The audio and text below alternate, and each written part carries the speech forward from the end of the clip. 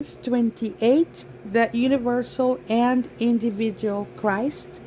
The goal here is to understand the strength, this Christ fire, and how to awaken our individual Christ to unite with the cosmic power, which is the universal Christ. First of all, we need to understand that the Christ is much more than an historical person from the past. It is much more than a beautiful image. It is a Christ power, which is a reality, a living reality, present moment to moment and second to second. So, the first thing is here to understand that the Christ power, it is a part of our consciousness. It is a divine power that which we can incarnate through, and throughout history we have seen many masters or illuminated ones who have united with this Christ. And to understand this, we need to first of all free ourselves from all these concepts and these dogmas that we have learned throughout time, which are very concepts of very rigid beliefs. So very limited, that confine Christ to one single person. But Christ has manifested in all cultures throughout time. For example, we have in China, Christ is Fui. In the Toltecas, in Mexico, is Quetzalcoatl. In Japan is Amori. In Greece is Hercules. In Egypt, Osiris. In fact, in Egypt, when a master had crucified himself, it was called an Osiris. And it was, for example, also we have Buddha in Nepal. We have also Krishna in India. And these are some of the manifestations of Christ much before Jesus of Nazareth. And by then, many Christs had already come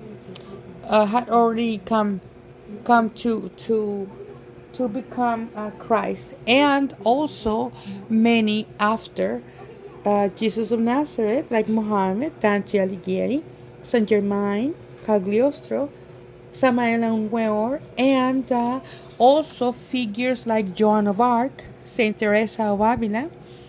And crucifixion, it is not limited to men.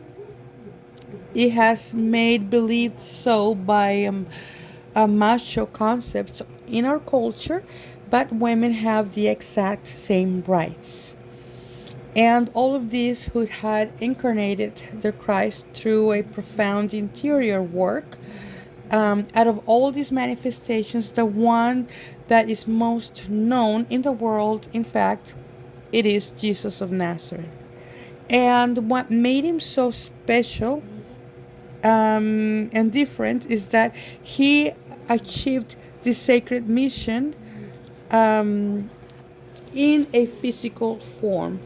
He represented in a physical form the whole cosmic drama throughout his existence, so to show the path that every initiate must reach if he wishes to incarnate their own interior Christ. So he left a message in the collective memory of humanity as a point of reference for the awakening of consciousness. So to be able to understand this power in Jesus that other masters have incarnated, we need to understand that the universal Christ is the army of the boys, and this army of the boys is fire. It's a living fire. This is a sacred and philosophical fire which brings matter into existence. Is the cosmic logos, the word. This universal word is a creative principle which creates, transforms, and destroys. So to try to understand this essence, this fire, is as to try to understand God Himself. For example, in the sacred scriptures, God manifested to Moses in the form of a burning bush that would not consume in the Mount Sinai. And also Saint John describes it in Revelations as a master of the universe, as a fire in a throne. Saint Paul describes him in an epistle of the Hebrews as a devouring fire. This is a universal fire, the army of the boys, which is composed of all the self-realized beings which illuminate the entire cosmos. This is Christ. This is a manifested fire, and throughout these beings, this fire creates, and is the fire that transforms and but also destroys. This fire is constantly renewing it all. It is the creator and the power to bring atoms into existence or dissolve them and disintegrate them, able to create entire universes. So our world is a sphere of fire which rises, lights, and turns off according to divine laws. So this Christ fire, it has the power to create entire galaxies and universes, and also the bodies, which all the sparks are currently living in a physical form, with the mission of awakening our own consciousness and return to the absolute as an individual Christ, to be able to unite with the universal Christ, which is the great army of the boys. The logos, the great word. So for these logos to appear, to come into, to manifest, the one must unfold in two, which means the Father unfolds in the Mother, and out of the union of these two opposites, a third is born, which is the fire, the logos, the Christ, the Word, which is what makes it brings the existence to the universe of any creation. So this is why we see in many paintings and sculptures angels with trumpets and swords. The trumpets represent the power to manifest through the word, and the swords also represent this fire, but on its opposite pole, which is the destructive pole. So this fire, the logos, the Christ, it is the fire of everything that exists: animals, planets, every germ, seed, everything which lives. It represents our creative energy, inner sexual glands latent in our seed. This is why through sex we could not only create a living being, but with wise use of our creative sexual energy and superior sex, we can also create ourselves internally. So to eventually incarnate our internal Christ. And this work, we find it in the cosmic drama.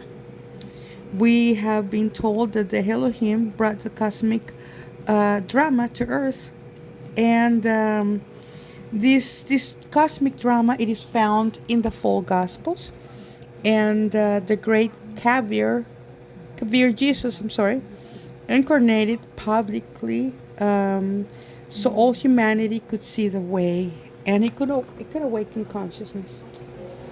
Their individual Christ. So that's why he declared, I am the way, which symbolizes the entire drama, the judgments, the sacrifice, the crucifixion, the death and resurrection. So these are all the steps to follow, which are not easy. That's why, for this reason, many prefer to adore an image of a Christ in a painting made out of wood, or find it in external ways, as in a Bible, for example, crucifix. So it's much easier than to incarnate that living Christ fire. So well, this work is synthesized in a formula of which consists of four letters: INRI.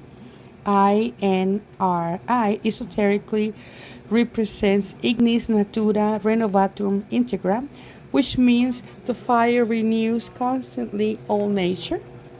So this is why uh, Christ declared, "I am the way."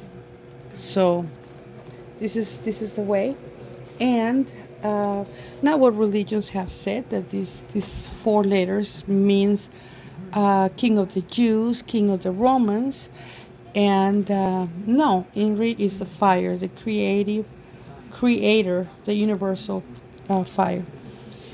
That, in fact, has been tried to look to seem a celibate for centuries, but no, it's the opposite. The fire is creator, is the creative force in our sexual glands and our creative force.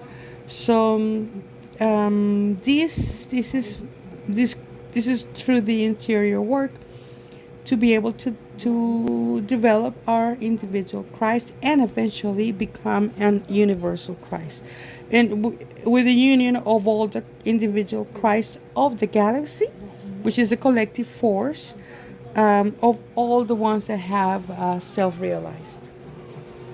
So to be able to see this Christ like power in us, now we are going to see the individual Christ. This Christ in us is conditioned, is trapped. We know that temptation is fire and triumph over temptation is light. So this in here we find the great truth.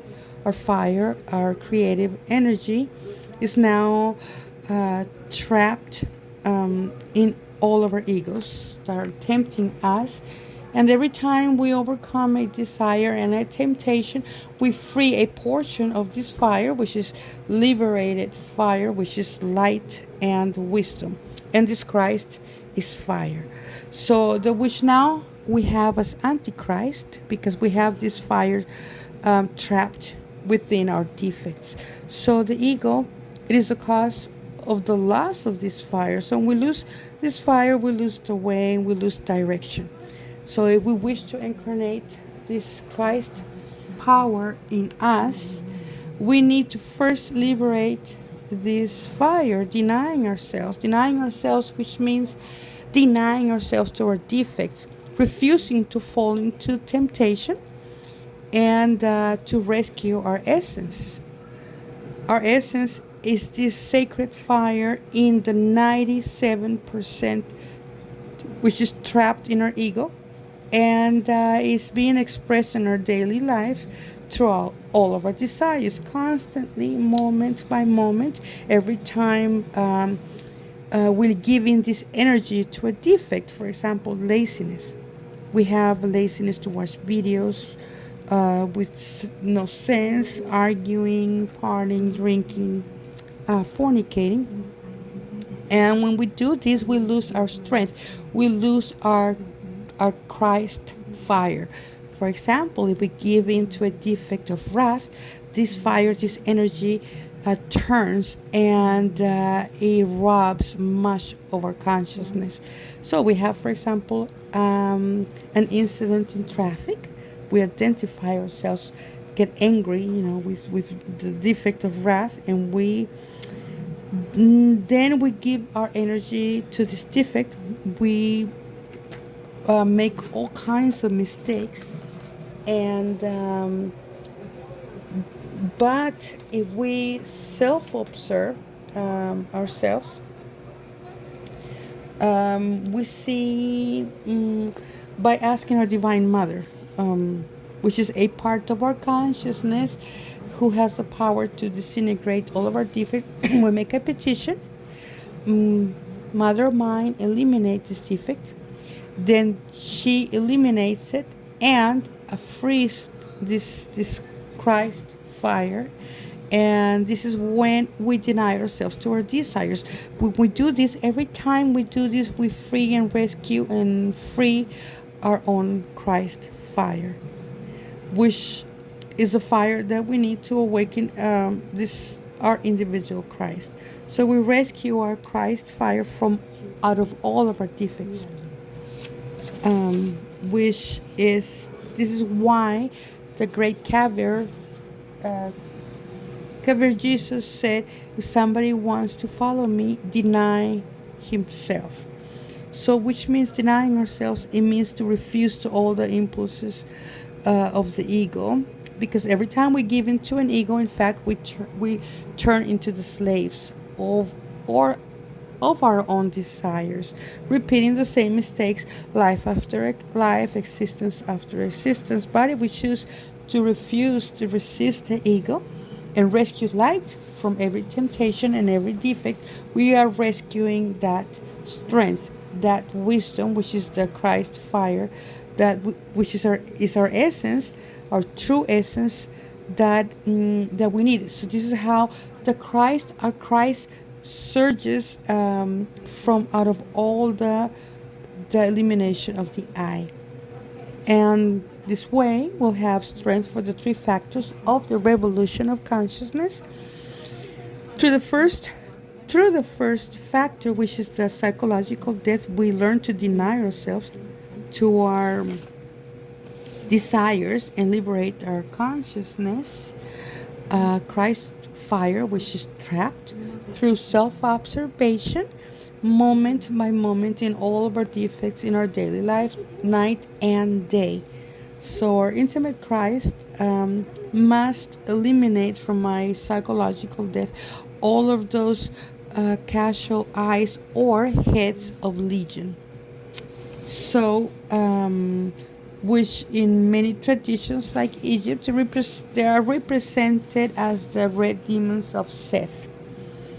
And also, we need to understand that we need to value our sexual energy. This is where our Christ seed is latent inside each one of us, who in fact spills their energy, is betraying Christ. And when we liberate this Christ energy, then we can't initiate with the second factor, which is the spiritual birth. And with this liberated fire that we have liberated through the psychological death, and with suprasex, we can rise this energy to our column, creating the superior solar bodies to have a representation in the higher dimensions of nature.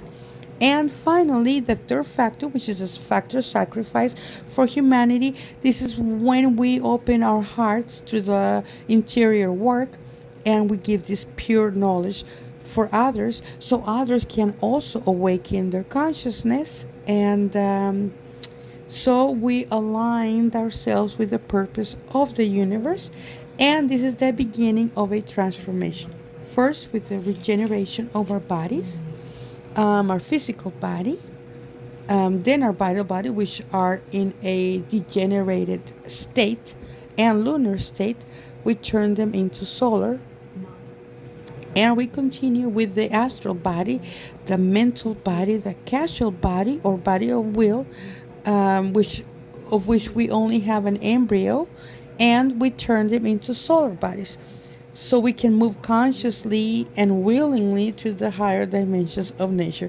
So here, when we have created these bodies to this point, we choose the way of the nirvana or the direct path. And which nirvana, it is the way of happiness and abundance for hundreds or even thousands of years. But this cycle eventually ends. Or if we take the direct path, which is the revolutionary path, and of freedom, true freedom and self-realization, out of 999 of every 1,000 choose the path of the nirvana.